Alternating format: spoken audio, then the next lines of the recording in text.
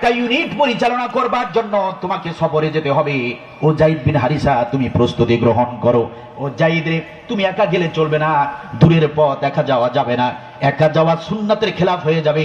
ও যায়েদ বিন হারিসা, অবশ্যই তুমি একজন ভালো মানের মুসলিম সাথে নিয়ে যাবে। নবী সাল্লাল্লাহু আলাইহি ওয়াসাল্লাম যায়েদ বিন হারিসাকে পাঠালেন ইসলামী আন্দোলনের একটি ইউনিট পরিচালনা করবার জন্য।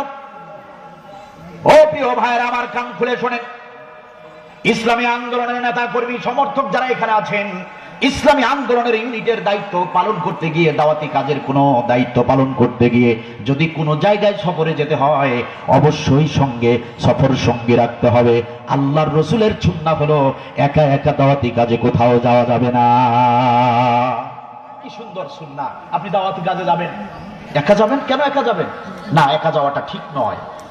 আপনার অকল্যাণ হোক, আপনার ক্ষতি হোক, পথে দুর্ঘটনা ঘটুক, শত্রুপক্ষ আপনাকে ক্ষতি করুক, এটা ইসলাম চায় না। সুবহানাল্লাহ বলবেন না?